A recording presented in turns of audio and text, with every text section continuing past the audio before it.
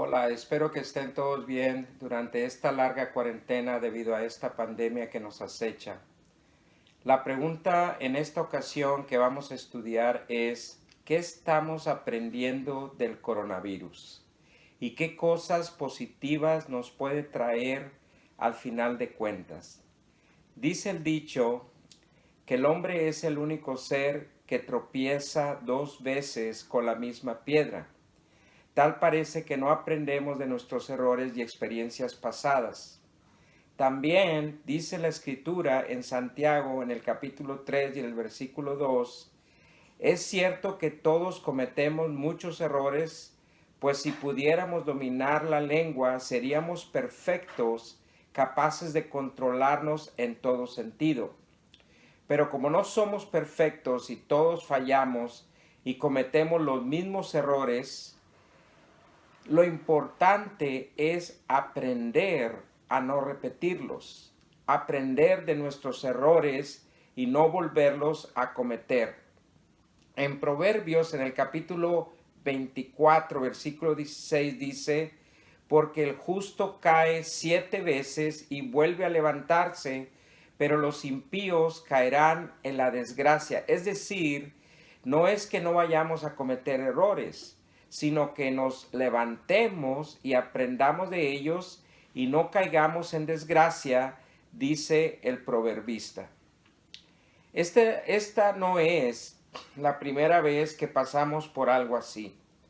Una de las primeras epidemias registradas de la historia fue una epidemia de gripe del año 412 a.C., en lo que ahora se conoce como Turquía, y fue considerada un castigo divino.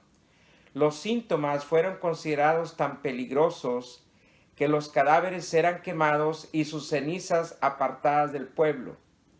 En el año 1580, la gripe comenzó a ser considerada la enfermedad más letal de todas las conocidas. La gripe llegó de Asia y afectó a toda Europa. En 1889 ocurrió la epidemia de gripe más mortífera en Rusia y afectó el 70% de la población. Hasta el año 1900 comienza a investigarse la procedencia de la gripe. No se sabía si era un virus o una bacteria. En el año 1918, la llamada gripe española infectó a 50% de la población mundial. Se contaron 20 millones de muertos en el mundo. Y no fue sino hasta 1930 que un científico llamado Richard Shaw, un científico que logró aislar el virus de la gripe. Este fue uno de los grandes pasos para comprender la evolución de las epidemias de nuestra época.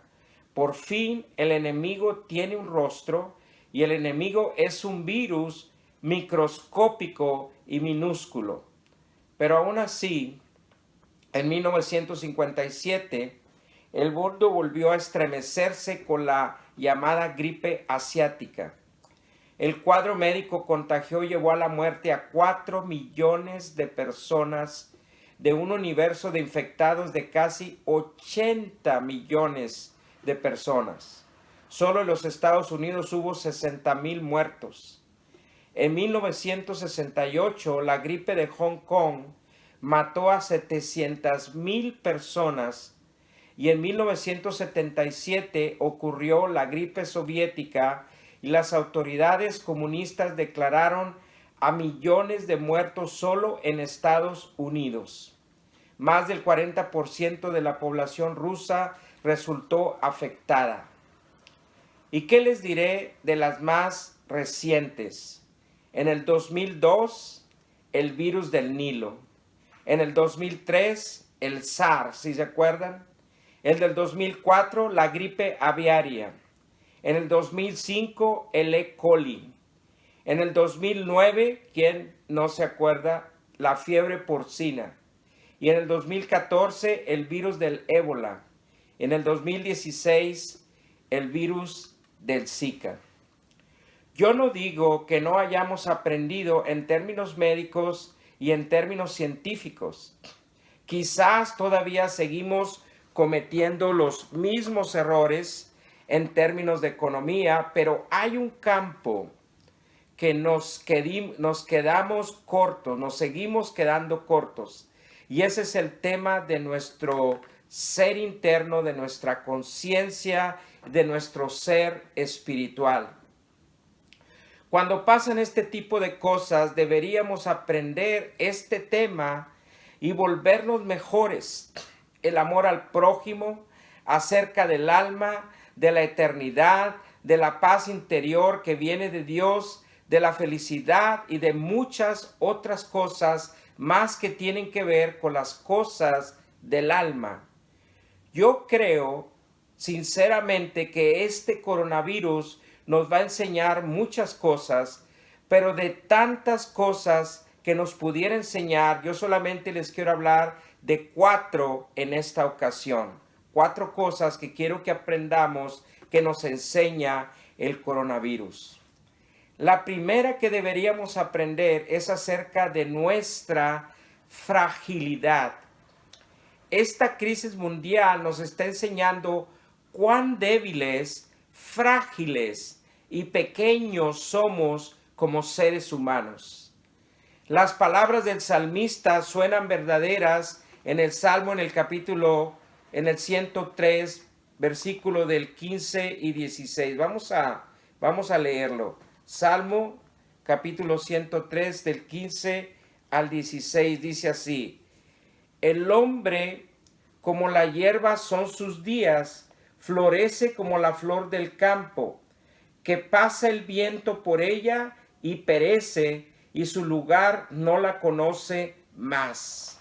Dice otra versión: el hombre como la hierba son sus días, como la flor del campo, así florece cuando el viento pasa, cuando el COVID-19 pasa, cuando el coronavirus pasa sobre ella, deja de ser y su lugar ya no la reconoce. La verdad es que nuestra vida pende de un hilo muy fino y muy delgado. Al momento se han reportado miles de casos de coronavirus en todo el mundo, causando miles de muertes. Estamos haciendo todo lo posible para contener esta propagación y en su mayor parte yo creo que vamos a tener éxito al final de cuentas. Pero imaginémonos por un momento, amigos, hermanos, un virus más agresivo y contagioso que el coronavirus. Ante tal amenaza, ¿estamos preparados? ¿Podemos evitar nuestra propia extinción? Parece que la respuesta es claramente que no.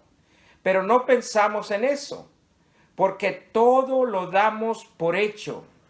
Creemos que vamos a vivir para siempre en esta tierra y que podemos resistir cualquier cosa.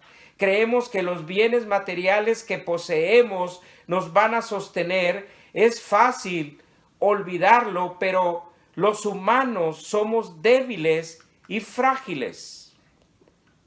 Quiero contarles algo que sucedió el 14 de febrero de 1990. La nave espacial Voyager 1 viajó hasta la frontera del sistema solar a más de 6,000 millones de kilómetros de distancia y girando su cámara en dirección hacia nuestro planeta, le tomó una foto a la Tierra y desde allí la Tierra no era más que un pequeño punto azul suspendido en la inmensidad del cosmos.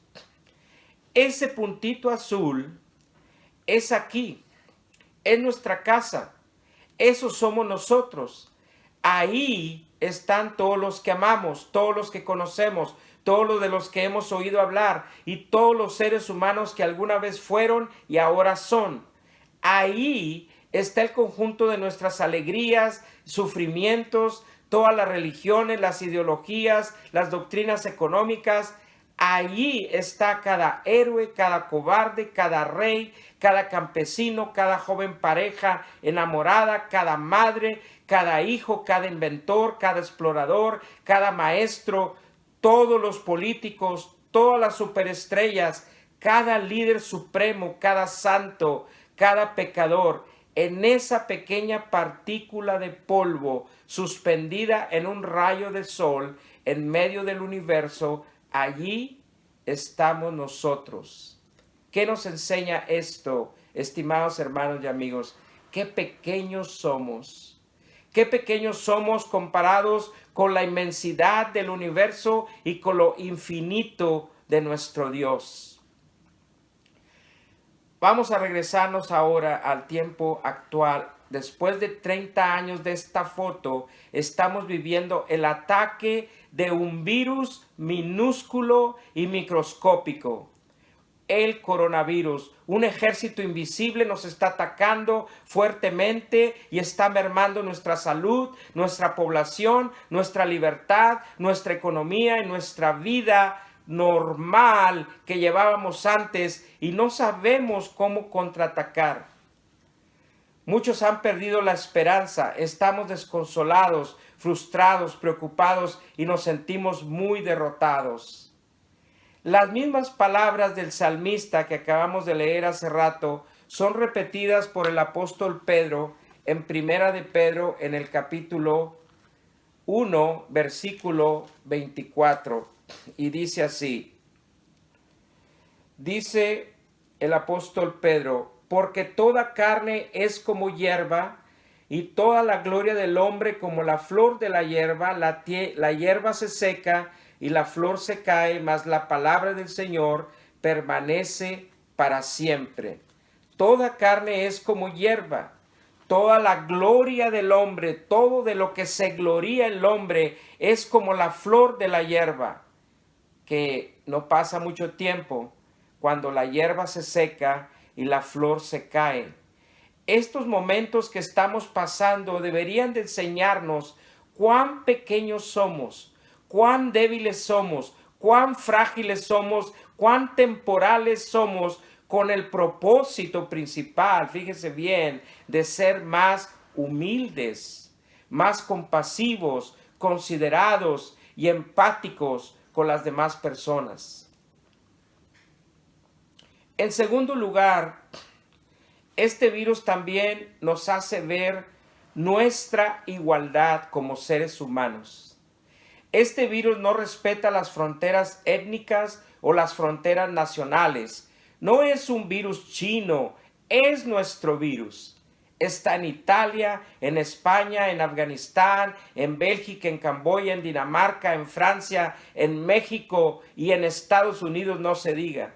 Decenas de países y más han sido contaminados por el coronavirus. El color de nuestra piel, el idioma que hablamos, nuestros acentos, nuestra cultura, no cuentan para nada a los ojos del coronavirus, si es que tiene ojos, ¿verdad? Dice Génesis que todos fuimos creados a imagen de Dios, Génesis 1:17. Por lo tanto, todos los seres humanos sentimos el mismo sufrimiento, el mismo dolor de perder a un ser querido. Nos sentimos igual de débiles y sin respuestas, porque en esencia nuestra naturaleza es la misma.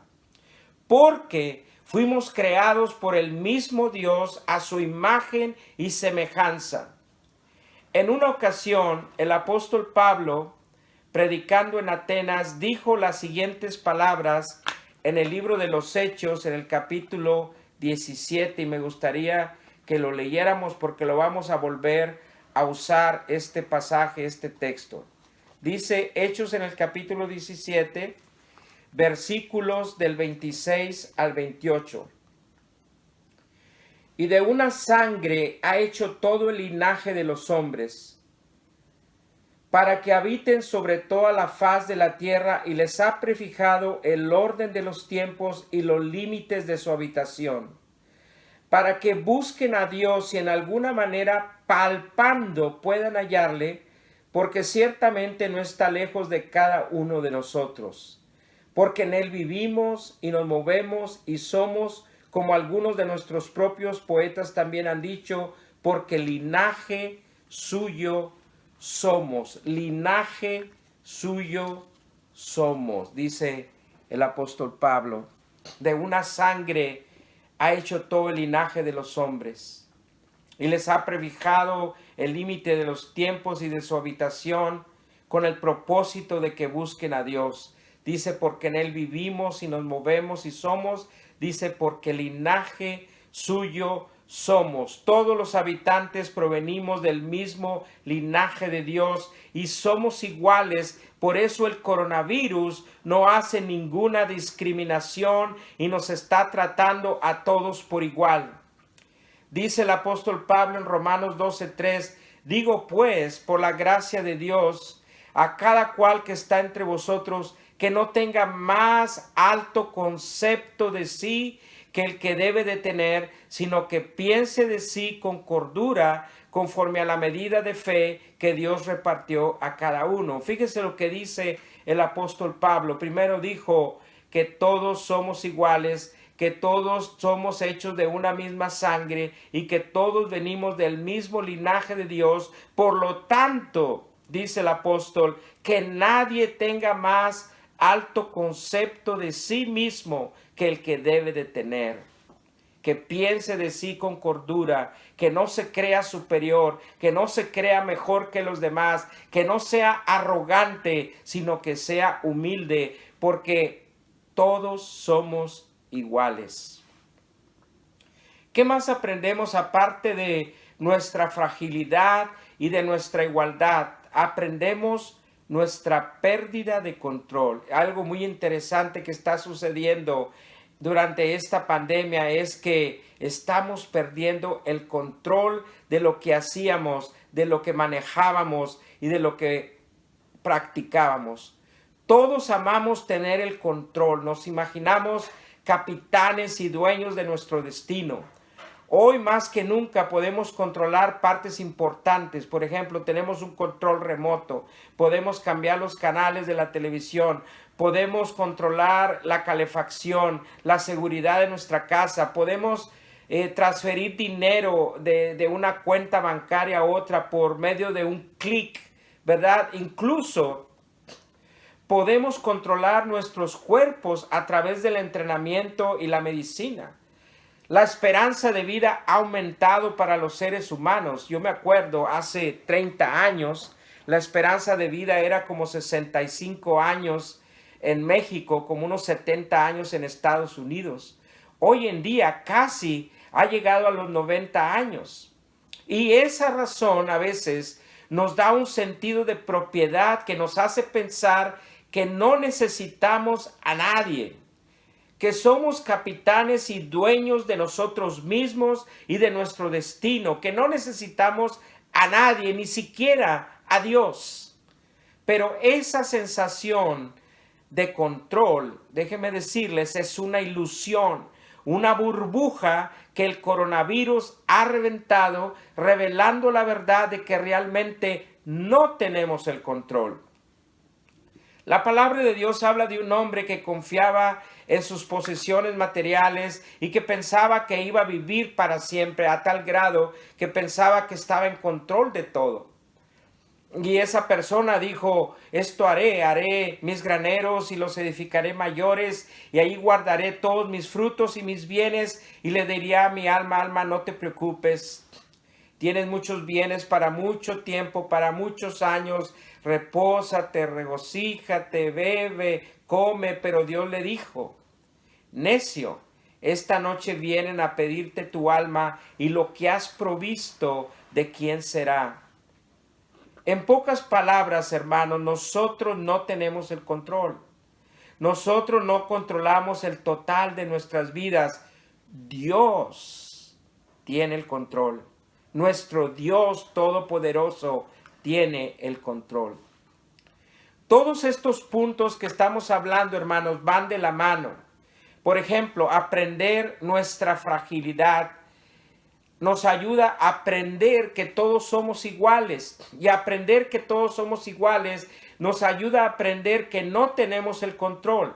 Pero lo más importante que aprendemos del coronavirus en este tiempo es nuestra necesidad de Dios, nuestra necesidad de orar, nuestra necesidad que en medio de esta crisis global nos dirijamos a nuestro Dios. ¿Cómo es que nosotros podemos como individuos hacer una diferencia en estos tiempos tan difíciles? Sí, ya sé, quedándonos en casa, por supuesto, pero aún así nos sentimos tan impotentes, tan inseguros y fuera de lugar. Déjenme decirles que hay algo que sí podemos hacer. Podemos llamar a nuestro Dios, a nuestro Padre en el cielo y pedirle por nosotros, por nuestros hijos, por nuestras familias. Podemos orar por las autoridades que nos dirigen, que dirigen nuestros países, nuestras ciudades, por los equipos médicos que tratan a los enfermos, por los hombres, mujeres y niños que han sido infectados, por las personas que tienen miedo de abandonar sus hogares, por aquellos que viven en zonas de desastre como Nueva York, como Italia, como España, por aquellos en alto riesgo de otras enfermedades y por nuestros ancianos que son los más vulnerables al coronavirus. Vamos a orar para que el Señor nos proteja y nos guarde. Ora para que nos muestre su misericordia.